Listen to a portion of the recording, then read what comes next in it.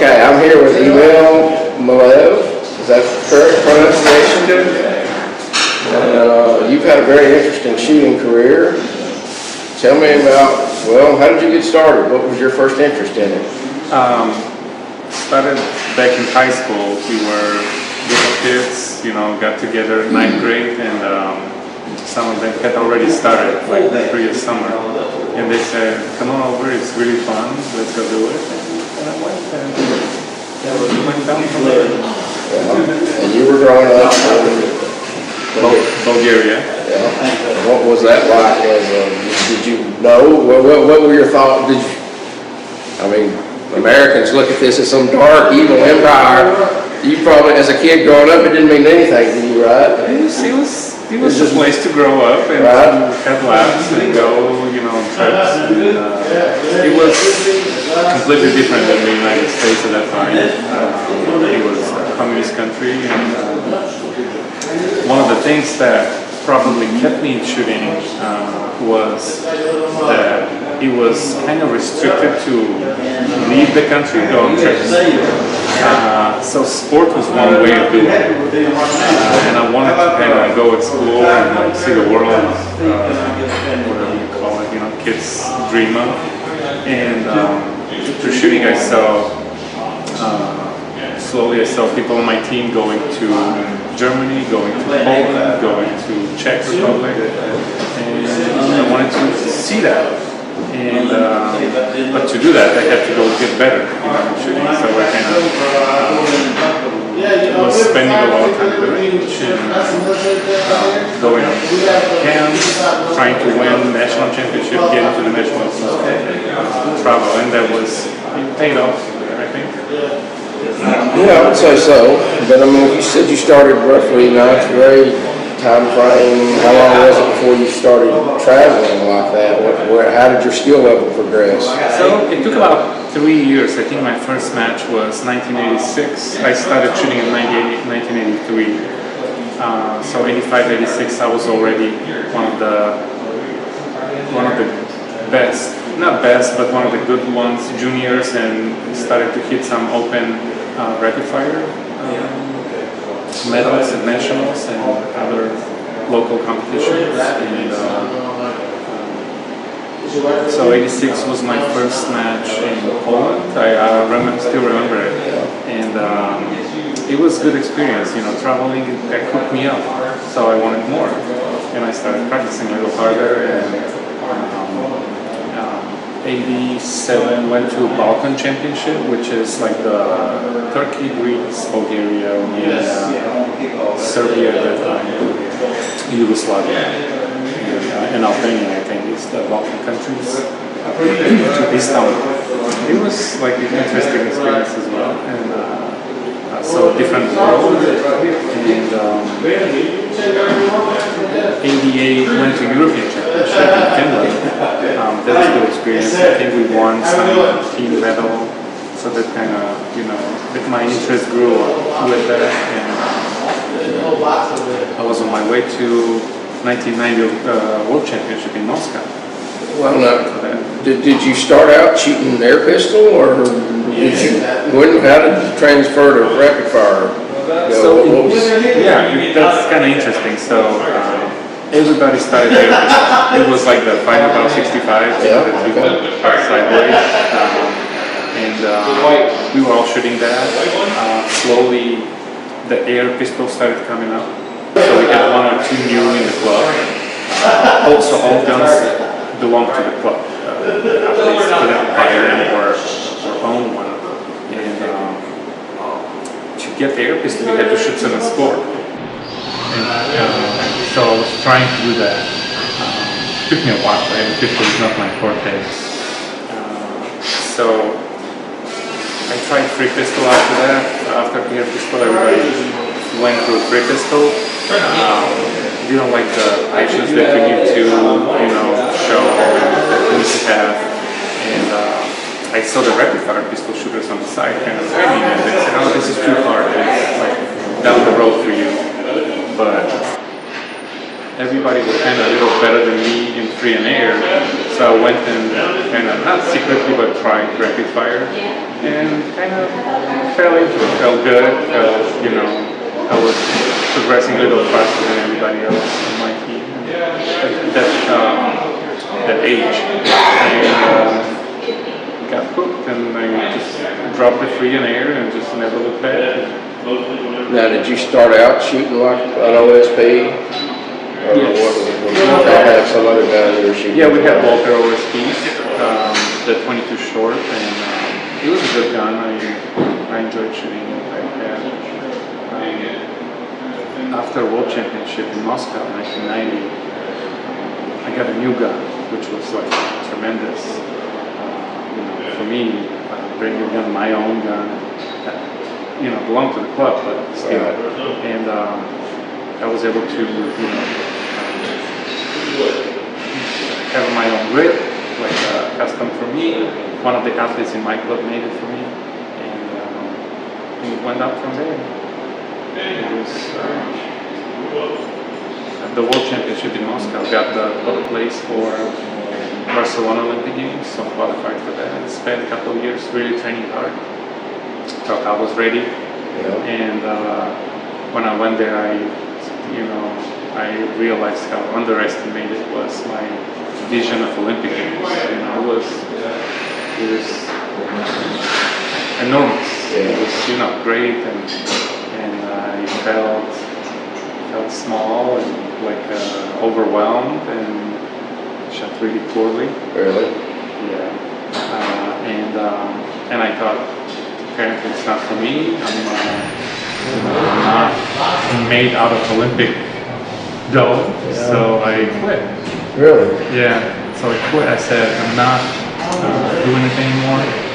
I was a professional athlete at that time. What was your options? I was saying this is your job at this point. It was my job. Yeah, I was listed as a policeman. I had a card. I had a salary as a policeman. I said, I can't do it. It's not something I want to get money for if I'm not, you know, going to perform. So I started working in the private sector. Bulgaria was already into the transition period to democracy at that time, 92, 93. And I was shooting on the side, like go early in the morning, shoot a little bit, go 9 o'clock in the office, do whatever job I had, and slowly got better. And it was fun. It wasn't mandatory anymore to perform at any cost. So 94 qualified for World Championship again, and went there and got first into the final.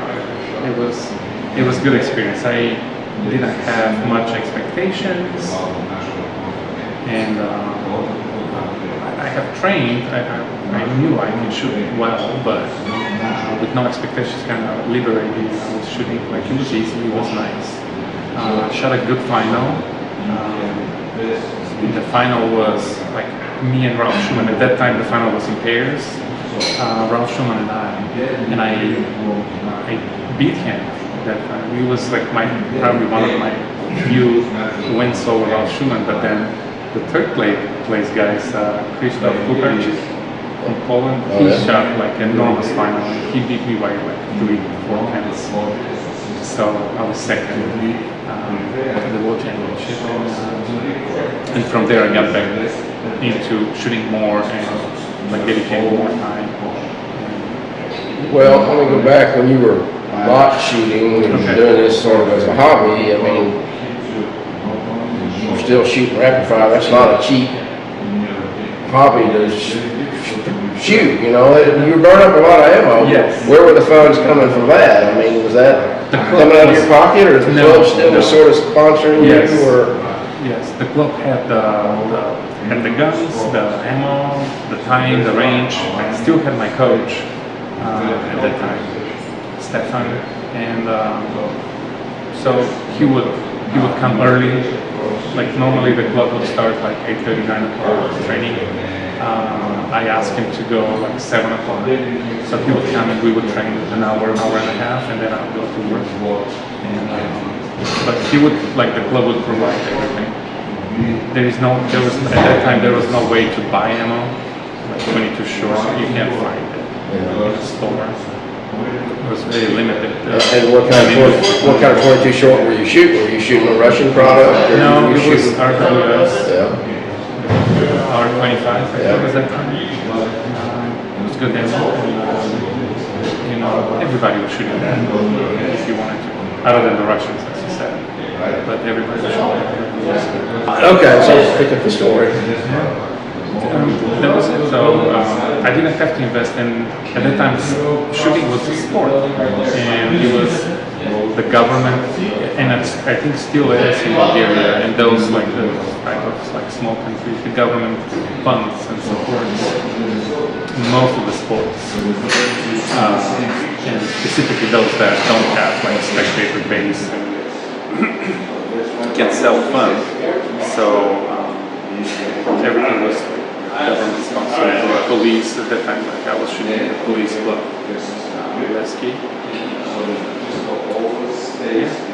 So were you working, you said you were working in the private sector. What exactly were you doing? So I was working for a friend of mine.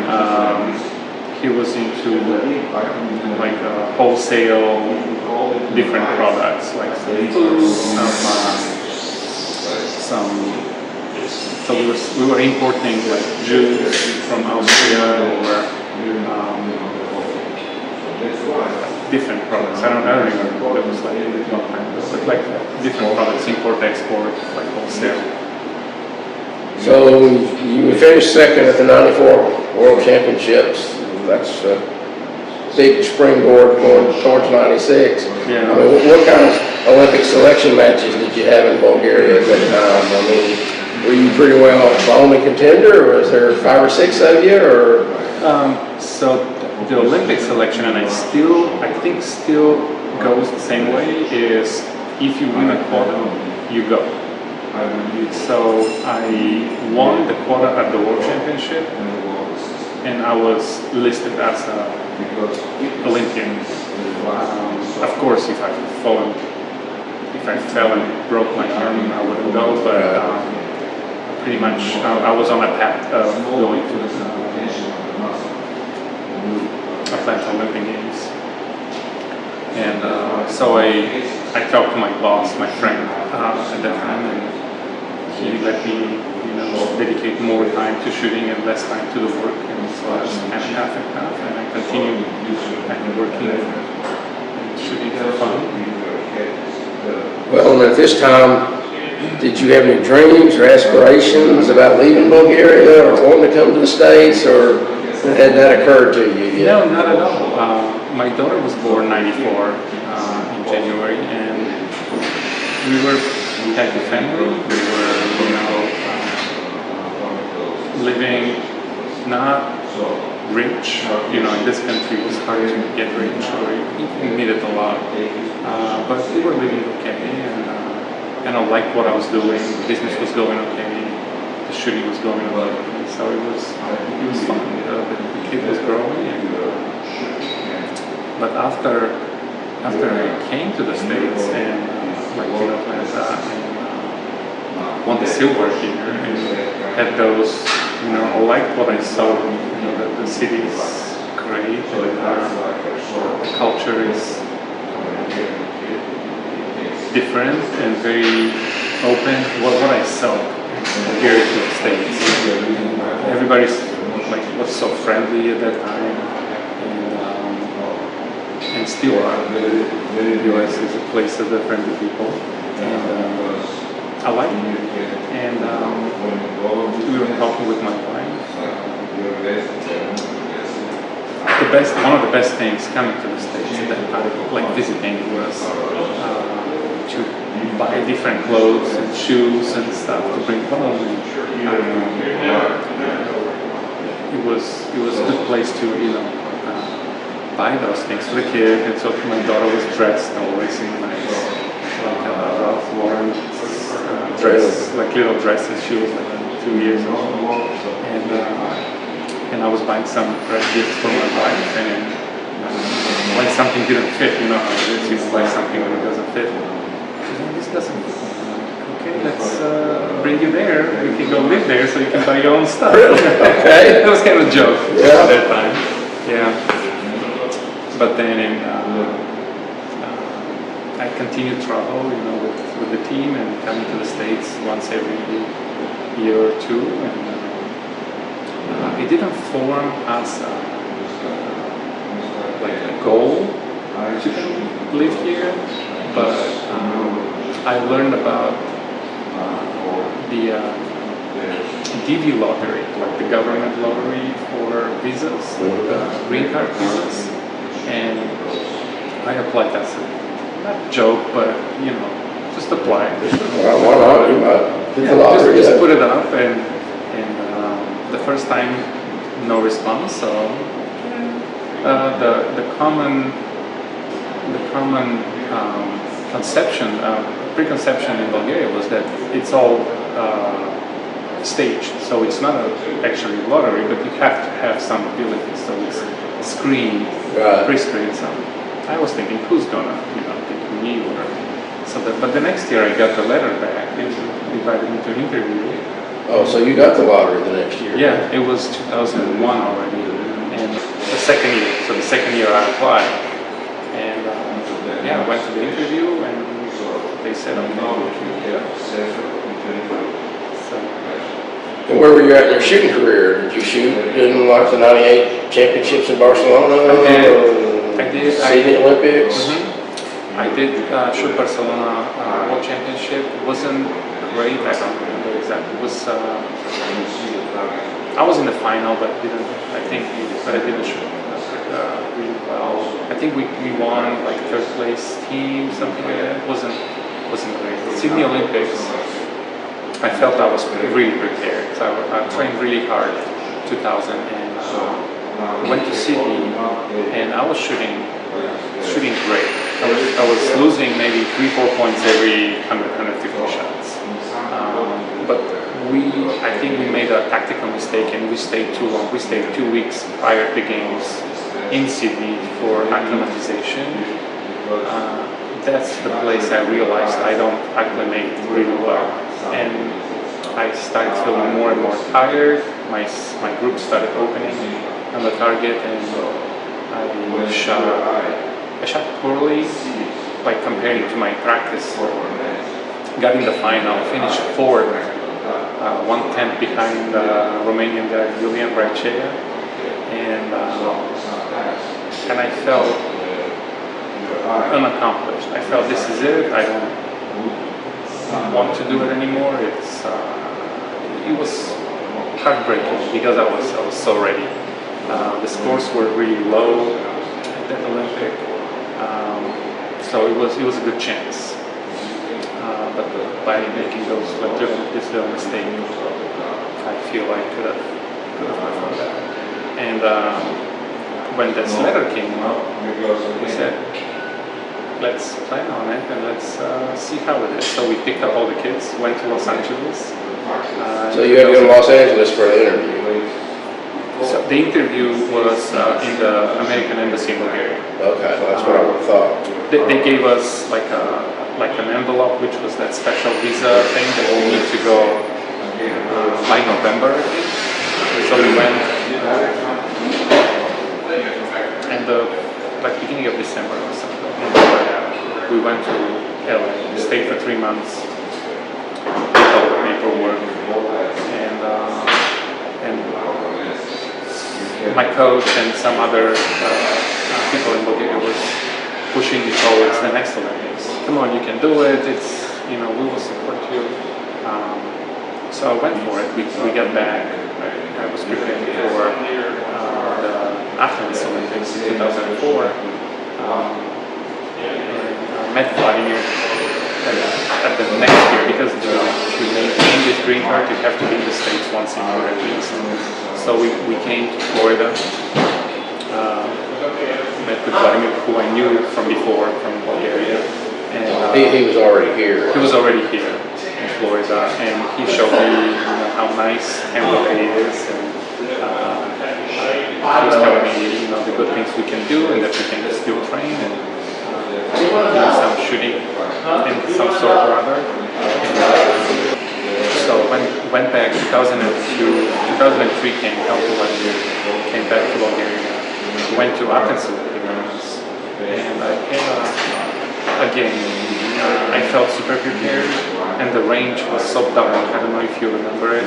I didn't go there. Didn't go there. It was, the range was kind of dark and lighted only with lights on the targets, but I couldn't distinguish my sights on the target. And it was, what am I gonna do? So I trained a couple of days before the games and went for it, but I was right under the finals, in the first place under the finals. So it was bad for me. And I said, this is it, I'm old. I talked to some of the other athletes, they said, yeah, it's difficult, but we can see fine. So I thought, I'm too old for this. It's not, it's the end, so let's start. And we grabbed the cases and came to Florida and started our new life here. Okay. So, what were you helping Vladimir coach sell guns? Were you working with what were you doing job-wise? Job-wise, in the beginning, so you have to work something. We didn't have money, to just leave here. So I was working 2-3 different jobs, like pizza delivery, newspaper delivery, like starting from the bottom, and I had to support the family. Slowly went through the process of evaluating my bachelor's degree from the sports academy back in Sofia, and based on that degree received a teaching certificate. So I started teaching elementary school physical education. That was 2006, I think 2005, 2006, and I did this for 10 years in the same school. It was an interesting experience. It was hard. It was enlightening at some point. Helping those little kids, inspire them with sports. This is a question based on today's world, maybe. But I mean, did you see a big difference between the attitudes of Bulgarian kids and American kids and their expectations of how life should treat them? Yeah. So it was, to me, it was a lot of entitlement here. It was, to my experience, it was a lot of disrespect from kids towards adults compared to Bulgaria. It was shocking. The first couple of years were, can I really do that? Because you have to deal with that and still inspire them and still show them that you are the adult and have them look up to you. And it took a while. It was a tough neighborhood, my school was, but I loved it because internally I see they're good kids without the base foundation of respect towards adults, respect towards knowledge, just respect towards other people. Well, somewhere along here, your hobby must have been shooting on the side because your American career kind of took off again. How did that evolve? It did. So I continued shooting for Bulgaria for about 2 years, and I was still able to go to a few World Cups or competitions along the way. And did you get any pushback from the Bulgarian Sports Authority that you're representing their country, but you're living in sort of an old enemy or something? It was mixed feelings. What I felt, it was there were some hard moments at that time. Or go ahead and you pay a ticket and we'll give you the money back. And I was working for like a couple $1,000 a month, and a ticket to Spain is like $1,500. So it was, and it took a few months to get some money back. So there was kind of, unhappy feelings between them and me, and ultimately 2007 decided, okay, this is it, I'm done. My US passport was due I think 2009, based on the years living here. So I kind of focused my attention on local matches, established my teaching career better, and see where it goes. So for 2 years I was just studying locally and going to national championships, winning on the side because I wasn't able to be in the final if you're not US citizen. But it was fun. I got to meet a lot of people, including you and Sergey at that time, the national coach, and we established good connections. The interesting story was the selection match for World Championship in Munich 2010 was probably a month before my passport. Would I be eligible for passport? So I talked to Sergey with Vladimir, my coach. We talked to Sergey and can I shoot? And here's my paperwork that I'm getting passport in a month, well before the World Championship and USA Shooting Federation. And I said, okay, go ahead, shoot it. I qualified for the World Championship team and got my passport. And my first match actually for the US was the World Championship in 2010. I didn't know that. I was there. I remember you there. And we won bronze as a team. I think, we rapid fire. Who was that? You, Sanderson? Sanderson and if I remember correctly, Bullseye. Okay. Well, did you, in the Sydney or Atlanta time frame, did you have any interaction with any American shooters that you remember good or bad? I did, yeah. So there was like Rapid Fire built a tour in Europe that was only Rapid Fire competitions. One of them is Wiesbaden. You probably know. There was another so 2 or 3 other matches, they were in random places. So one was in Monaco, out of all places, Poland, out of everyone. But in Wiesbaden was the well-established Rapid Fire. It was like 70, 80 shooters. I met John Becar, the pack was long hair, if you remember, and a nice young kid, and we kind of became friends. During those matches, we would talk and we would discuss, shooting and country and those. It was in like the early 90s, and he was a nice shooter. I remember a couple of years later because I was carrying myself, short hair. A couple of years later, he came and he didn't have any hair, so he kept his hair. I was like, I know this is the secret. We were joking about this, and after that I met Carl Trompeter and Eric Daniels. They were the other Rapid Fire shooters on that tour. Showed up for a few years. I became good friends with Carl Trompeter and I always liked Trump. I was real tickled to see him here the other day. It was It's interesting. an amazing story. Yes. I've got to interview him about all of that too. Oh yes. Maybe take his side of the story, because when we went to the interview, one of the requirements to get this visa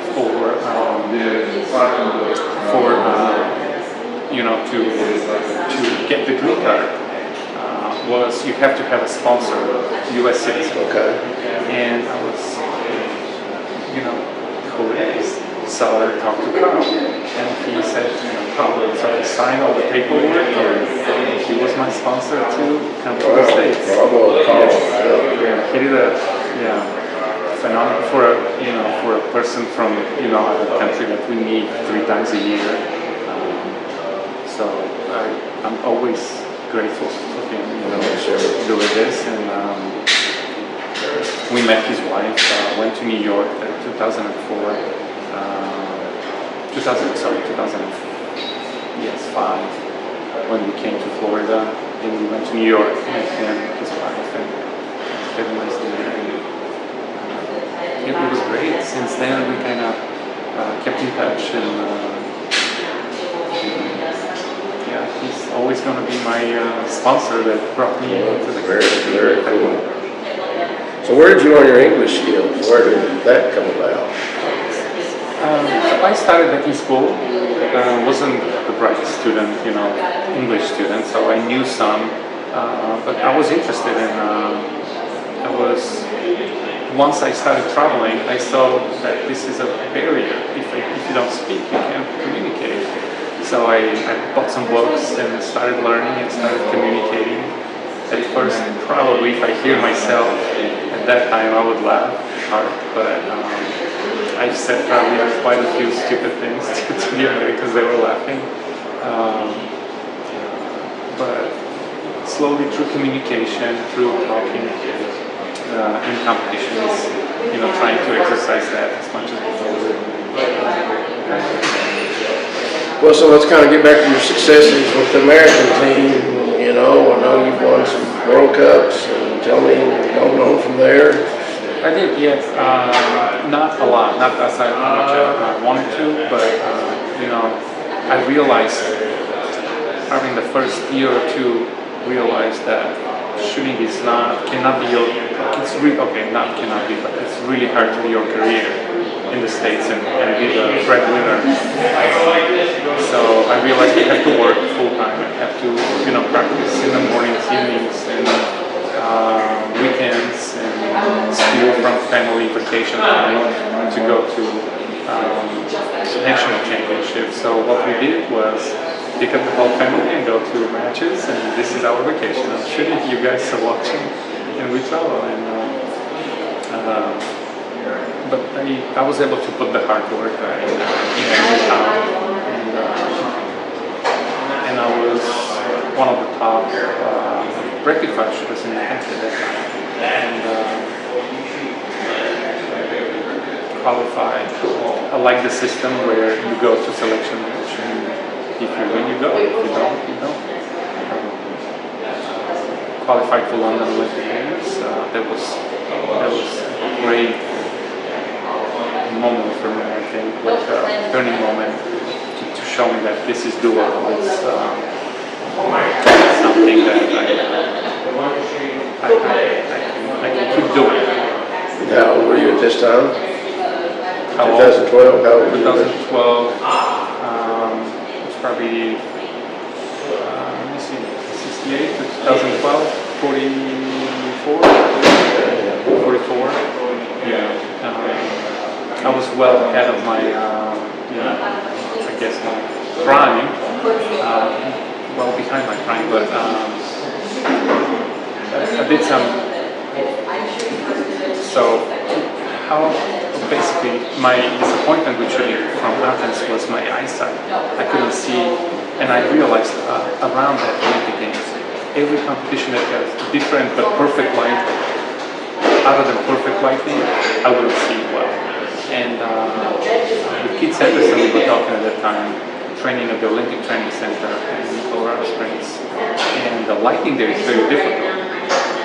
And he was telling me, you know what, it's a matter of practice. The more you train in those kind of conditions instead of perfect ones, you will adapt. And I didn't believe him. I thought, well, my eyes are better. So we made the lighting really difficult in that place. I scheduled some time. We went over Christmas break and New Year's break. We were in Colorado Springs training with Vladimir. And I would train like for 2 weeks. And progressively my eyes would adapt and I would start seeing my sights. So human are adaptive organism. And I realized that it's cool. So I kept really training at home. We would do some different, difficult lighting, and I would train all the time like that. And I was able to do, the things that I did after that. One of them was like 2013 World Cup final. The range in Munich, the finals call, I don't know if you've seen it, but the lighting is probably the most difficult lighting in a shooting range. And I shot and I couldn't see well and I shot poorly, but qualified for the final. And was in the final on the far right spot. There was literally no whites on top of the target, on top of the first and second target. Really? I was shooting really hard. You would think the Munich range would have been the best, The most whites qualified. We talked to the German, Christian and a couple others. They said, this is it, it's difficult, we just train more here to get used to it. And I pick up the gun, like in that final moment, I kind of vividly remember. Pick up the gun and I don't have any sights. They're black, target is the same black. So first, second, the third one already kind of, I could see, third, fourth, and fifth. So I had 2 minutes preparation time. And what I did was pick up really fast and shoot. Just try to glance at my sights under the target, align them, and then pick up and shoot in the target. And So you're really just trusting your home movement, your muscle memory to come up. Yes. And first and second were misses, but third, fourth, and fifth I had time. Like I would not spend much time on the first and second. Third, fourth, and fifth I had time and really execute them well, make sure they're hits. And all of a sudden, like first and second started getting into the target, getting hits. And I won the World Cup final like that year. So it was key. That's really an incredible story. It was good. Yeah. So you could have been blindfolded and done it. That's how essentially it's what happened. That's what happened. I couldn't see my first and second shot. I couldn't see my sights. Wow. I started getting hits. So I give that to Vladimir. He's willing to buy different lights and make it difficult for me to practice. To keep Sanderson as well, for staying with me, and we trained together and we did a lot of things together. Also, but it was fun to do. That's incredible. That's amazing. I mean, I've heard lots of stories about different people, saying that they were blindfolded and they could pull up and shoot 10, and I can see how that could be, but that's the same process, but coming up and moving, that's really. And the whole thing is 4 seconds. Yeah. So it's not. There's no. It's either right or it's wrong. Yeah. I think that was a good kind of defining moment, and I said, I'll keep pushing. I was already like 45, but I kept pushing. You started wearing dark shades every time you went to the range. started experimenting with some. Let's say, coffee is kind of detrimental to shooting, tremor, and I had that tremor, but it would show and go. So I couldn't train with it that much. So I started experimenting with some coffee before training. So I have the tremor and try to overcome that. So try to push myself over the limit of just go to practice and try everything to be perfect. I was one of the oldest people in the Rio Olympic team. In the U.S. delegation. So there was not an award I was looking for, but they announced it. They announced it, so at least your name got put out one more time. Yeah. So what was it like shooting in Rio? As experience, both those Olympic Games, London and Rio, being in the U.S. team was a phenomenal experience. I realized what it is to have really, I would say, like probably a cliche, but like the whole country behind you, pretty much. And it was amazing. Everyone that I asked for would respond with like passion and of course we'll get it done. Only my principal, it was interesting. Just before Rio Olympic Games, my school changed principals, and this lady came and she was really focused on how to make the school better because we had such a tough crowd of students. And I told her that I would have to miss the first 2 weeks of school because of Olympic Games. And she said, no, you can miss it. And I told her, but I qualified for Olympic Games, so I'm going. I'll show you all the... And she told me that she will make everything possible for me not to go. So this was the one person I kind of met that either she didn't understand the capacity of Olympic Games, or she cared so much about the school that. I mean, to me, that would be something that would inspire your students and give your students more reason to interact with you. I would think, and he was there. He was going there because the students would ask me. We would talk about it. I would bring some medals, some like my cool shooting glasses, and it would inspire them about sports. Is what I was thinking. But that was the one person, and it was contrasting everybody else. I remember you always being, there for me if I needed anything, or, like everybody else responded with, support and passion and encouragement. And that was one thing. Wow. Ultimately happened, and she wasn't happy. So did you not have a job when you came back? Or? No, I did have a job, but she wasn't happy with me. She would try to. She was professional. She was probably a good principal. I can't judge, But that was kind of interesting. She had one person, compared to everybody else. I realized how people, like in Bulgaria, you take it kind of for granted. Oh, you were Olympian, great job. But that's your job. But here was like everyone that heard about my Olympic experience would just go all above and beyond and introduce me to other people and invite me to events. It's interesting, how people look at that. It was a great experience. Anyhow, I didn't shoot well. Both Olympic Games, I did a couple of mistakes that I thought were small and I could overcome them, but apparently they were not.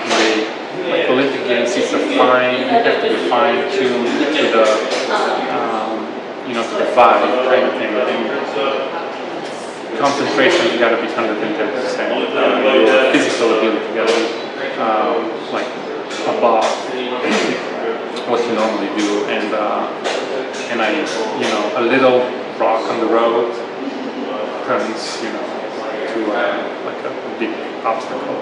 And in Rio in London was like I had a little slight movement in my arm, and we were discussing with Sergey at that time. After the first half, I got the ref kind of coming to me and saying, "Hey, you can't do that." Luckily, it was at the end of 4 seconds at the end of the half course, and I tried to change a little bit for the second half, so I don't have it. It was coming from my breathing, so when I breathe and have that movement. So the breathing was creating an artificial lift in your arm, and it wasn't even a lift. It was like up and down a little bit, but they said no, you can't do that. So I was trying to change my breathing, it didn't work. So I changed my tension in my shoulder, so I will relax my shoulder. Once you relax your shoulder, that must be hard to do in the middle of a course. It was, yes. Much less at the Olympic Games with all the other pressure. So everything went downhill. I was sitting well, like after the first half and after the second. It wasn't pressure or anything. It was just I would lift because I changed my tension, and I would lift and my sides are not there, and it would just go bad. So that was my little technical mistake that I probably oversight on my part, really putting pressure on myself. In Rio was another thing, again technical, and nevertheless the experience is what counts, and I learned to enjoy it. It was great. What are your rapid fire plans going forward? Are you pushing for 2020, going to Japan? No, I decided Rio was good enough. I was the oldest person of the US team, one of the oldest people. And now I think that it's good to give back to the shooting community here. So I accepted a job at the Ohio State University as their head coach. How did that come about? So that's an interesting story. So last year at the Camp Gary, right here on these grounds, we were talking with Keith Sanderson, and all of a sudden his phone rings, and I knew he was going to retire. And, I heard him talking about the job and about possibility and things like that on the phone, but I'm doing my own thing and helping, working with Vladimir Pardini, and all of a sudden he hands me the phone and says, "Please stop." And Keith, he's not into explaining stuff real clear. Yeah.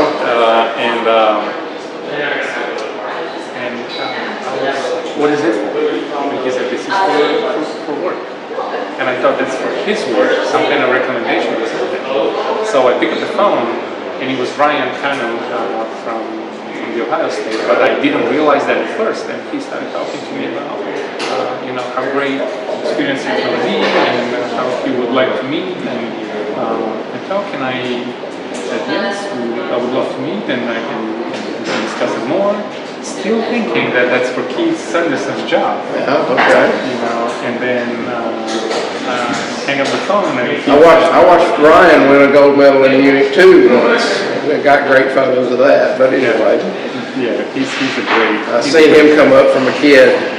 He's a great guy. He's a very good coach. Yeah. I kind of try to, follow his steps and kind of learn from him. And I do learn from him a lot. But anyway, so I realized it was really pre-interview thing for a job at Ohio State. So we talked a little more with Ryan, and I went to interview, and he said, I would love for you to come. And it was a hard decision. So we spent 14 years in Florida, 13 years working with Vladimir. I was a teacher. I had established job, 10 years on the job, and I just had changed school. So after that principal that I told you about, I decided the school is not for me anymore. So she was staying that next year. So I applied for a really nice school. The principal was really supportive to take me, and I told him that I'm there for the long run. I can, I'll stay longer. 3 months later, I got a job offer from Ohio State, and I felt terrible, but again, he was really supportive of me and said, I understand, this is opportunity, so I'm not mad at you, you go and pursue your dream, and here I am in Ohio State. Well, that's really great that you could put that sports degree to the sport you love. Yes. That's really wonderful. And tell me about Ohio State's program, because it's one of the few, maybe only, collegiate program that offers even scholarships to pistol shooters. We do, and it's great. And I am really baffled how people don't know about it. So it's a great opportunity for young pistol athletes going to college, pursuing their dream. So it's not a program where you can go and just shoot. You really come up with a great degree. It's difficult school, but along the way, you get great experience in this 10, 12 people team. We travel to 7, 8 matches a season. It's one of the strongest teams in the country, pistol teams, collegiate pistol teams, and we have scholarships. So based on ability, based on current situation that year, I think all of our athletes have some kind of scholarship based on their needs. There is other scholarship programs in the school that help, so they can work together with the athletic one. But it's a great experience, I think, for the athletes. And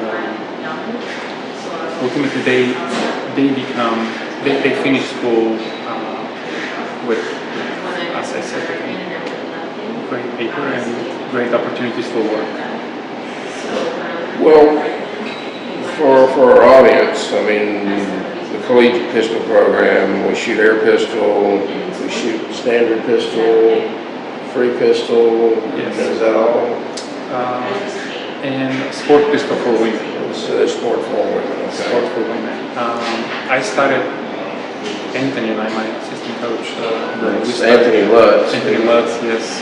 We kind of work together, and I think we are a good team, working together with our students and developing the program at Ohio State. But we started kind of push towards a little more collegiate shooting, to be leaning towards international, which I think it's a good idea to narrow down the events, because let's say we have women at collegiate now that shoot free pistol. It's a great event, difficult event, but I don't think it has any application for them in the future. They will finish college and drop it, where to my kind of knowledge and experience, all other sports are geared towards, yes, you have great collegiate experience, but if you want to continue, you do the same thing, either professional or in like Olympic teams. Wearing pistol, it's kind of spread out thin. The rules are from 15 years ago. I think we need to be even step ahead, like rifle. Our college program is doing. They're shooting mixed men and women together. They're shooting only 2 events, and most of us, most of the best shooters in the country now, rifle shooters, are either came out of it or still in. Right. Ginny Thrasher, Sarah Beard. is out now, but Well,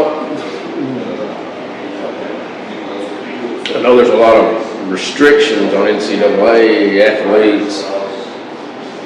I guess my first question is how does an athlete approach you about being part of the pistol program? Since y'all aren't really an NCAA sport, do all these restrictions about you can only talk to the coaches at certain increments, do those apply to you? Or? they do. Yeah, Ohio State is it's a huge school, very well established, and all sports, no matter if they are NCAA or not, follow the NCAA rules. So we cannot approach athletes and talk to them about why don't you come to Ohio State. Basically, the athlete or coach or parent has to email us or call us or contact us about it, and then we can answer all the questions and give them the direction of we can start that communication. We cannot talk to athletes during matches, which is kind of difficult. We can talk to prospective student athletes after their match is over. But in pistol, most of the athletes just finish the match, pack and go home. And so there's some difficulties in that area, but I think, as we continue talking with people in the community, the shooting community, they know more about, that this is available and this is an opportunity we will get. So what would you recommend that a potential pistol athlete would kind of, when they're 10, 15, 12, 15 years old, what path should they be pursuing if they were thinking about ultimately shooting for Ohio State? Or another college? Yeah. I would say ask questions. Talk to people, ask questions, email. The best case, if they want to, if they're interested in Ohio State, is to contact me or Anthony, or just go to the website of the school and find out about it, because everything is there. It's really easy to navigate, and they can find our contact information. There is a questionnaire on the website that if they are really interested, they can fill it in. We can get their basic information, like basic background. We can go from there. In that questionnaire, we can answer questions and point them in the right direction. Do you feel like the USA shooting program a progressive pistol? Is that a good path for people to be on? What are your thoughts on that? I would say yes. There is a lot of paths that I see people coming to collegiate. One is the USA shooting, starting young age or not that young, but just shooting in that path. Another one, we have quite a few students that are actually grew up with Bullseye, NRA Bullseye. And collegiate pistol is actually sanctioned by the NRA. So it's in the same we don't shoot Bullseye. Second pistol is closed. But any path, I wouldn't think, but I think, either Bullseye or USA shooting, developing programs are a good path to go through. Well, since you're mentioning Bullseye, and we're here at Camp Perry, the national championship, we're here at Camp Perry at the national matches, only Bullseye pistol shooting. And you've been competing here how many years now? 5, 6? Something like that, yeah. I mean, this is a very different sport than even the normal Olympic disciplines, but definitely different than rapid fire. Tell me your thoughts about the differences and how you overcame and what was, when you first tried it, what were you thinking? These crazy Americans. It was something like that. Not crazy, but it was interesting. It was eye-opening. It was humbling, because I was in my prime at that time. I was shooting really well rapid fire, and I would come here, the wind is blowing you. Like you're a world champion. Yes. World Cup final champion, and then you're here and getting your ass kicked. Yes. But it's a different sport. It is a different sport, and take it for what it is. And I had some good moments. The beauty of Camp Perry is that, for me, and probably for most people, is the massive amount of shooters here.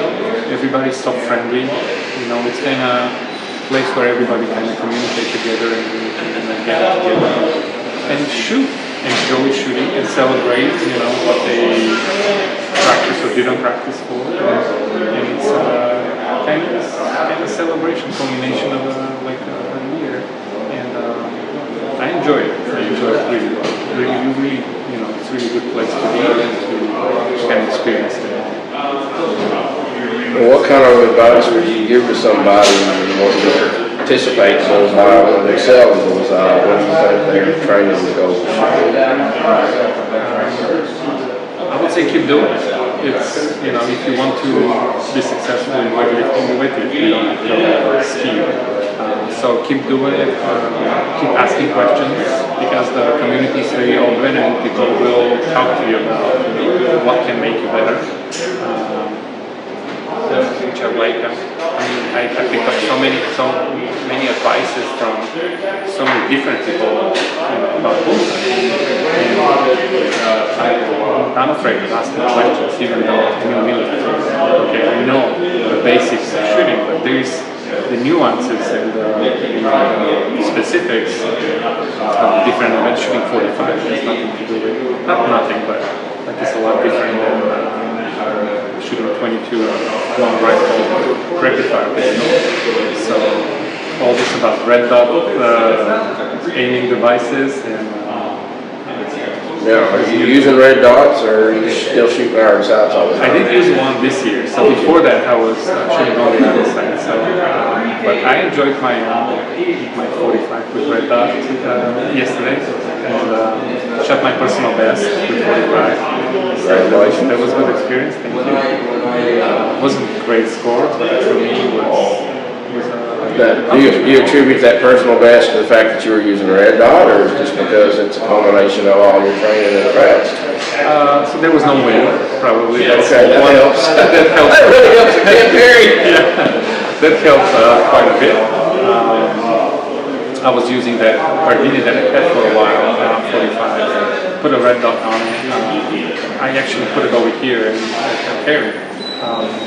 Vladimir brought this red dot for me, and I put it on, and it kind of clicked together, and the gun was shooting well. I was probably helping, but it was a good experience. Okay. Well, What's the funniest thing that ever happened to you shooting?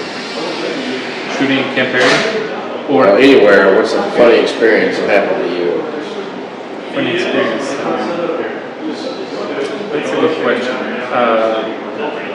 So one of the funniest moments, not in shooting, but in a during competition, was we were in South France, a small city called Sète. Carl Trompeter and Eric Daniels, we were kind of friends, and they said, we're going down the city to go for dinner. And my poor, that was in the 90s, so I didn't have much English. And I wanted to say, can I join you? I was by myself, Bulgaria there, and can I join you? But instead of joining you, I said, can I enjoy you? That was my word, I thought this is the word. They cracked laughing. So sure. I learned the word join that day, but that was fun. Most of the time though, I wouldn't say on the line you can have a fun moment. Fun is before or after, for me, after shooting, when you win or when you accomplish what you went for. That's when the explosion of emotions comes.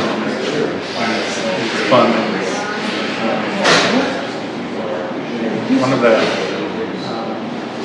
One of the eye-opening moments was Atlanta '96. At that time, Ralph Schumann was he was the god. He would shoot his average, and he would be light years ahead of everybody else. So he was 6 points ahead of me in the final, and I knew I had to maintain, because everybody else was right behind me. I was second in the final, and I shot a very good final. But I everybody watched our shooting, even though I'm shooting at that moment. So we're shooting together, last two finalists, and I knew Vokmianin from Kazakhstan. He shot phenomenal final. He was just a point behind me. So I had to perform. I had to really do my job. My heart was pounding, but I'm watching Ralph, and he's shooting a good final, but not great. Like Ralph Schumann final, and I shoot mine, and you can imagine, he's 6 points ahead. He can just almost miss a shot and still win. But after the last string, he jumped about 3 feet in the winning, which told me that this guy is a human. He's not, without emotions. He's not without heart, without brain. He experiences all those things. He's just but that was also eye-opening for me. Everybody called him the robot or the machine, production machine. No, he has all those. Still flesh and blood. Yes. So those were moments that kind of stuck with me throughout the years. Anything that you'd like to add that I haven't asked or missed? No, you didn't miss anything, like usual, as usual. Okay.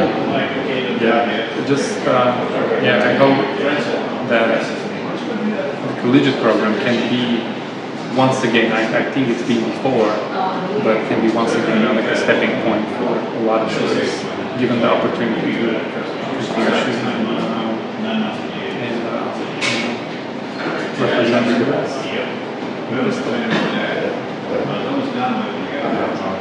Wish you success in that, both individually in Ohio State and throughout the whole collegiate pistol program. Thank you. Yeah, hopefully. I've always been a pistol shooter. I mean, I don't dislike rifle or whatever, all the above, but pistol shooting was always my thing.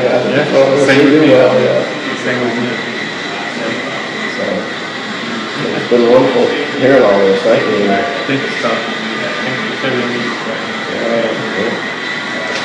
So, now I get to go home and edit all this.